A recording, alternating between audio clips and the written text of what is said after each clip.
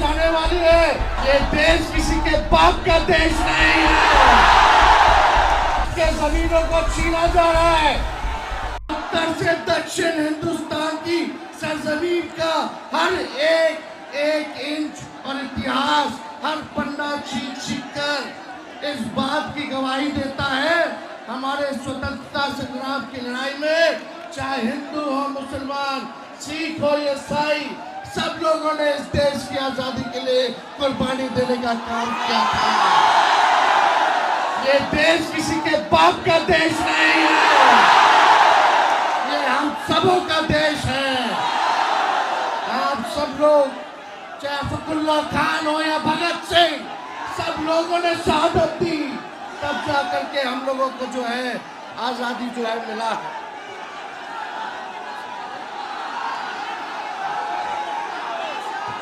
देखिए, सबसे महत्वपूर्ण बात, आपके जमीनों को छीना जा रहा है।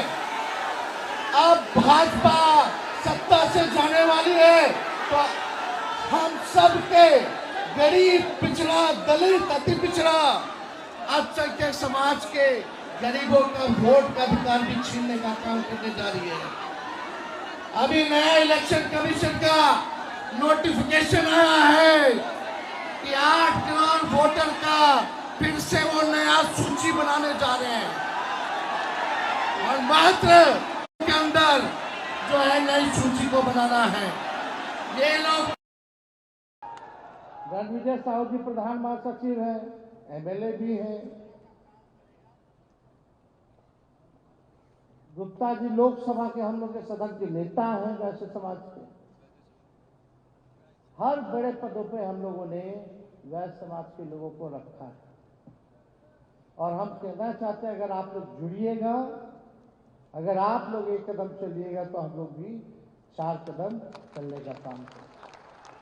तो आप सब लोग एक होइए, अपने अपने समाज में लोगों को जागरूक कीजिए और एक बार आप लोगों से मौका मांगना। आप लोगों ने दिया 20 साल, हमको केवल 20 महीना दे दिए। काम नहीं करेंगे तो आप तो हटा ही ना दीजिएगा, मालिक आप ही लोग ना है, जनता ही ना लोकतंत्र में मालिक है। काम नहीं करेगा तो लोग हटा ही ना देंगे। लेकिन देखो भाई, क्या क्या योजना, क्या क्या घोषणा है, आप लोगों ने तो गीत के माध्यम से जान ही लिया होगा, बार बार दोहराने की जरूरत नहीं है। लेकिन एक बड़ी साजिश हो रही है।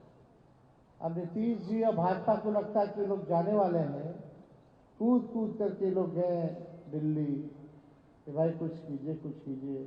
इलेक्शन कमीशन फोन जाता है और अचानक से 3 दिन 4 दिन पहले वो इलेक्शन कमीशन नोटिफिकेशन निकालता है कि अब बिहार में फिर से वोटर लिस्ट नया बनेगा, वो भी कब? 25 दिन के अंदर।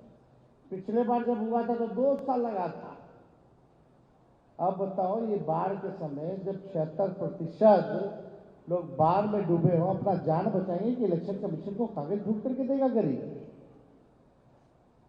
और कागज भी ऐसा ऐसा कि आप लोगों के पिता माता का भी बर्थ सर्टिफिकेट देना पड़ेगा। बताइए कहां से लाओगे? मैट्रिक सर्टिफिकेट लाना होगा, जो मैट्रिक नहीं किया उसका कहां से कौन कागज लाएगा?